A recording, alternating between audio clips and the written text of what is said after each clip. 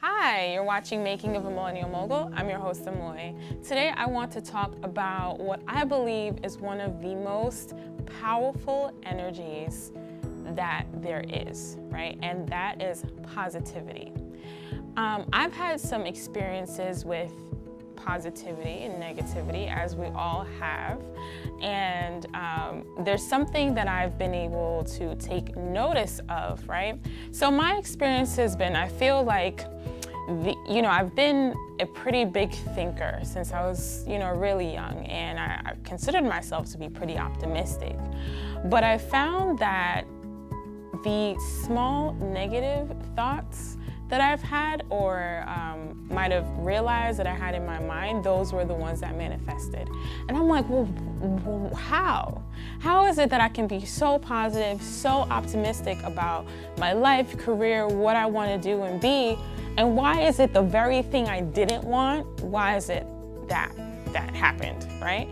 And so, I've read a few different, books and things like that about positivity, blog posts about your thoughts being considered energy, and Think and Grow Rich is one of them. I've also read Dr. Cindy Trim's Command Your Morning, which is great, and also Battlefield of the Mind by Joyce Myers. So, I've been reading up on, the mind, thoughts, and different things, and have really come to realize how vital positivity and positive thinking and speaking, how vital those things are. So I'm going to tell you guys a little story about a time when I was working in corporate America, right?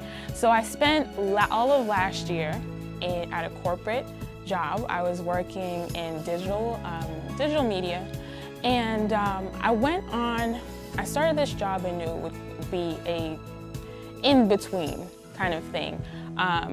I knew it wasn't necessarily something that would be long-term, but I was open.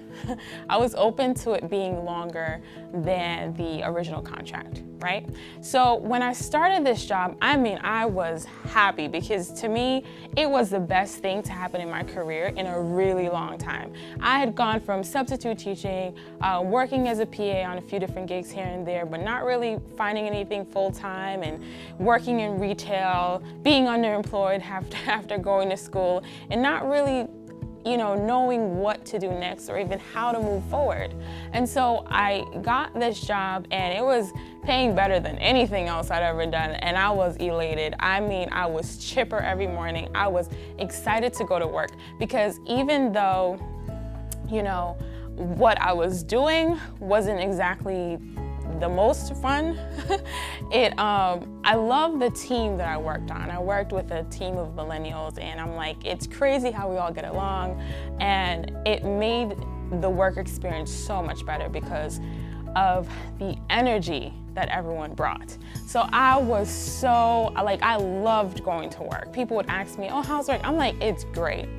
And I would genuinely mean it because it really was awesome. It was so much fun going to work, and I was super optimistic because I knew with this team that is here and all the talent and enthusiasm and the smarts that are in the room, there's nothing that we can't do. I know they said we'll be here for 3 months, but just you wait. They're gonna see what they have here, and we're gonna really take this app to the next level. I would say about 5 months in, that kind of wore off. The honeymoon phase was over, and you started to see people's true colors. And, not to mention, there were some tensions that started to grow as a result of, some people and taking on certain positions and taking on extra projects, and you know how that goes. It's like you try to move up, and sometimes it just kind of, people look at you side-eye and sideways, and it's like, aren't we all trying to win here? And so that is something that kind of started to surface, and it's a natural thing. It's how people, are, I guess, in a common space, and we all want to move up. But there was something that changed. That same energy that was there before started to wane.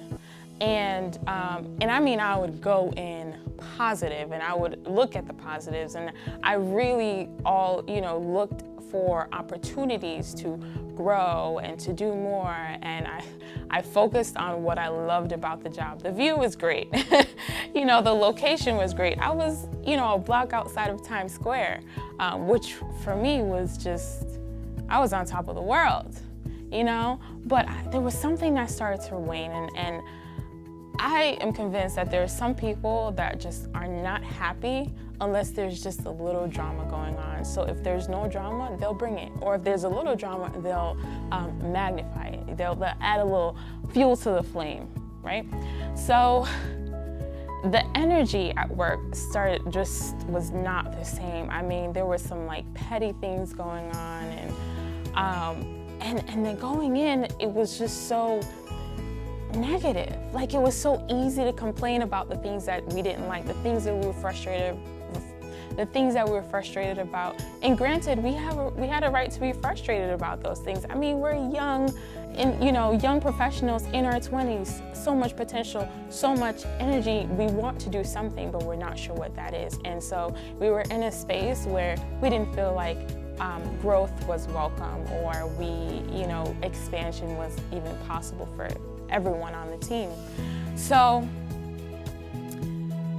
it became really easy to complain about the things that we didn't like, about running out of supplies and being treated differently than other people in the office. It was super easy to pick out the things that we didn't like. And believe me, there were a lot of them. But even myself, I look for the positive, and I really, I knew that I needed to stay positive to be able to do this job because it was very boring. But it became really easy to kind of do what everyone else was doing, complaining, and it becomes especially easy when you're making jokes about it. So negativity and speaking and spewing negativity, I equate it to something like eating candy-coated poison. For some reason, it feels really good, it feels comforting, especially when you're laughing about it, but it really only makes you feel worse. I mean, I don't understand what it is, and the thing is, it's complaining doesn't really improve anything. Negativity doesn't make it any better, and being positive, you may actually get the same outcome, but you don't feel that weight of negativity and that block, that makes you feel like it's impossible to move forward. And I think that's the key difference. And so I've decided to challenge myself, and I challenge you guys, to take a pledge of positivity. So I have taken some time out, a full month, where I'm I am going to think as positively as I possibly can.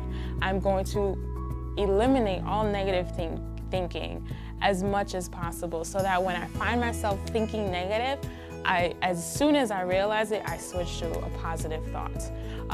And I'm gonna do that, continue to work on that, and trust me, it is not the easiest because it's so easy to do it. You might find yourself unconsciously thinking negatively or even speaking negatively, but I'm gonna continue to work on that because you know what? I want to be able to infuse that positivity in my circle.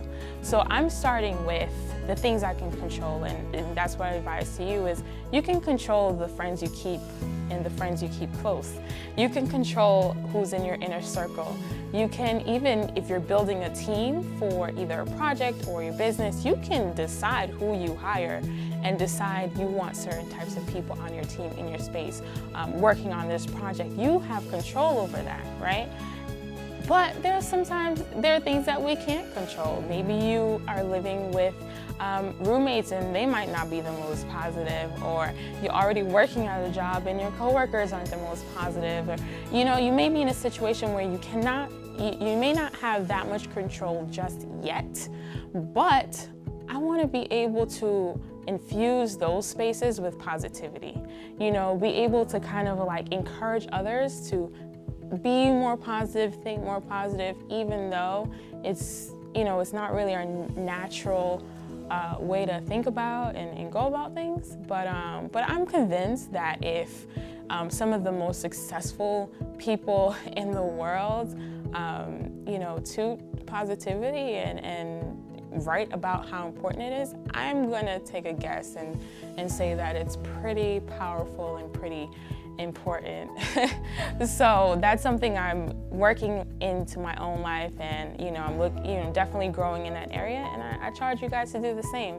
And so it's just been something that I feel has been overwhelming and kind of like, I need to talk about this, and you know, I'm pretty sure other people are experiencing something similar. So, you know, that's my encouragement to you guys. Thank you guys for tuning in.